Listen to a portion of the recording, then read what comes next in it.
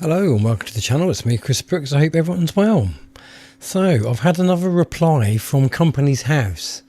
Now I'll be honest, I haven't replied to this one, so I shall let you hear what Companies House have to say. Do let me know what you think in the comments below. If you've got any suggestions, feel free to write them in the comments below. It's not to say that I will do anything. I might just pay to get it done and be done with it. I think it's about £42 or something to do this. Rip off merchants. But yeah, let me know what you think. Look after yourselves and I will speak to you all again soon. Bye for now.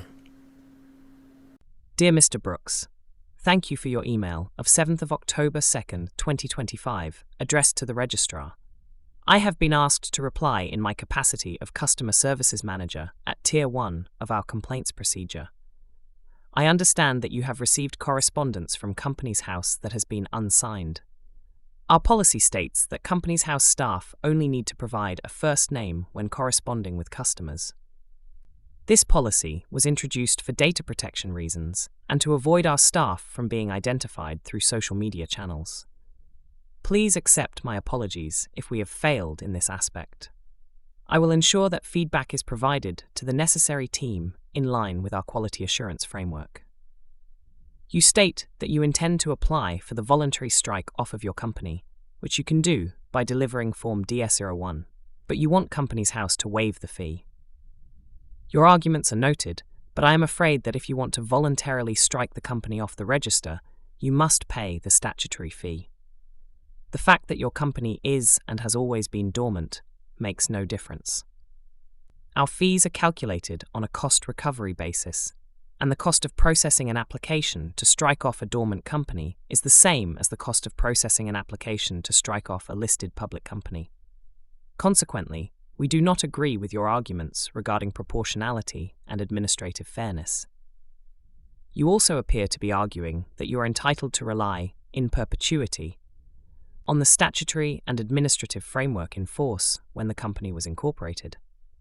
The doctrine of parliamentary sovereignty means that no such legitimate expectation can have arisen. All UK citizens and residents are subject to the laws made by Parliament, regardless of whether they consent to them or not. As explained, you can apply to strike off your company by completing Form DS01 and delivering the statutory fee. If you deliver the DS01 without the fee, it will be rejected. If your company remains on the register, but you refuse, to verify your identity, or to deliver a DS01 with the fee, we will take enforcement action against you. You will be entitled to test your arguments in court by way of a defence. I am sorry that I am unable to help any further, but I hope this clarifies our position in this matter. If you remain dissatisfied, you can request that the case is escalated to Tier 2 to be reviewed by the Head of Service Delivery. However, considering the information provided, our position in this matter is unlikely to change. Yours sincerely, Steve. Customer Services Manager. Right, okay, so obviously I wasn't really not going to send anything. Don't get me wrong, I'm still not going to continue with the company name because I think it's more ball ache than it's worth. So I will still be cancelling it, but I'm going to do so whilst causing them as much problems as I can. So here is my response. Let me know what you think in the comments and I'll speak to you all again soon. Ta-ta for now. The reply contains several serious legal, procedural, and factual deficiencies, which I set out below. These points are confined to verifiable matters of law and administrative practice, not opinion. 1. Anonymity and accountability in official correspondence. The Tier 1 response states that Companies House staff only need to provide a first name in correspondence due to data protection concerns. This is factually and legally incorrect. A. There is no statutory authority under the Companies Act 2006, the Companies Registrar's Rules, Regulations 2020, or any delegated legislation empowering Companies House to withhold the identities of civil servants carrying out statutory functions. B. The UK GDPR and Data Protection Act 2018 apply to the protection of personal data of private individuals, not to public officials acting in their professional capacity.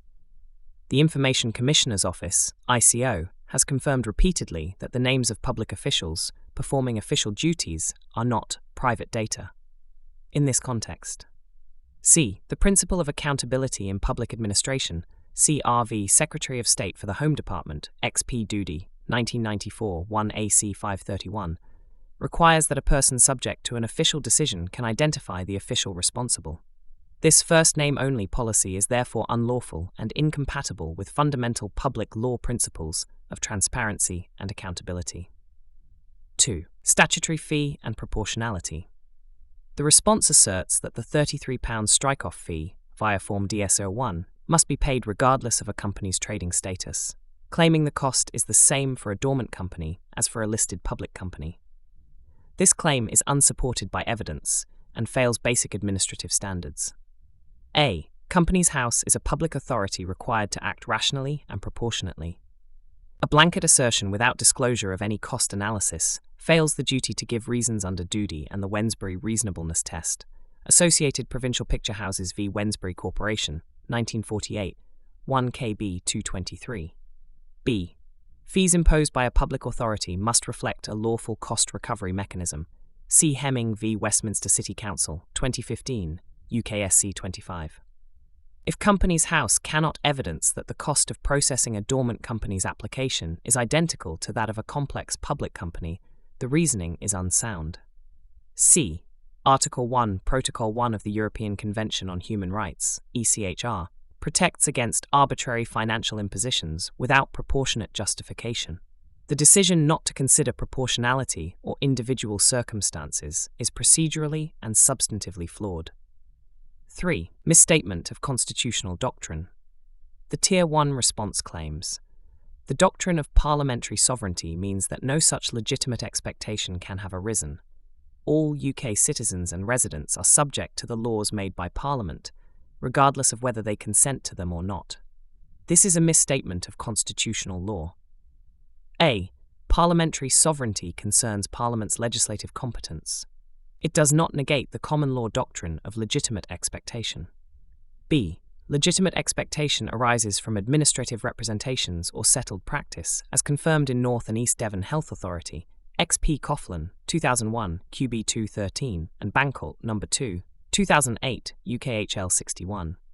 C. Stating that citizens are bound, regardless of whether they consent, is constitutionally inappropriate and inconsistent with the principle of government by consent through parliamentary representation. The statement reveals a clear error of public law and an inadequate understanding of administrative fairness by a Companies House official acting under statutory authority. 4. Enforcement threats and lack of legal basis. The Tier 1 response states that if I refuse to verify my identity or deliver DS-01 with the fee, we will take enforcement action. This is problematic on several factual and legal grounds. A. The Economic Crime and Corporate Transparency Act 2023 introduced provisions for identity verification, but has not yet commenced all relevant sections. Enforcement mechanisms depend on secondary legislation not fully in force as of October 2025. B. No specific statutory provision authorises enforcement action merely for a director's refusal to verify identity where no offence has yet been committed under a commenced provision. C. The letter fails to identify any specific statutory section empowering Companies House to take such enforcement steps, which is a breach of the duty of candour and clarity in administrative correspondence. The threat is therefore premature and misleading, contrary to good administrative practice and potentially maladministration within the meaning of the Parliamentary Commissioner Act 1967. 5. Procedural defects in complaint handling. The Tier 1 reply does not address the substance of my original complaint, but instead defends internal policy. It fails to address each complaint ground specifically, provide evidence or rationale for policy positions, demonstrate independent review contrary to the Companies House complaints procedure and the principles of good administration, PHSO 2009. This constitutes a procedural defect in complaint handling. 6. Requested action. Given the above, I request the following. A Tier 2 review conducted by an official not previously involved in the matter. A clear statement of the statutory authority for anonymous correspondence, the evidential basis for the uniform strike-off fee, the legal authority for enforcement threats issued in the absence of specific legislative commencement. Confirmation that the misstatement of parliamentary sovereignty will be corrected in Companies House's training and communications materials, and a written apology for the procedural handling of my Tier 1 complaint. If this matter is not satisfactorily resolved, I will refer it to the Parliamentary and Health Service Ombudsman via my MP on the grounds of maladministration and failure to act lawfully, transparently, and proportionately. Yours faithfully, Christopher Brooks.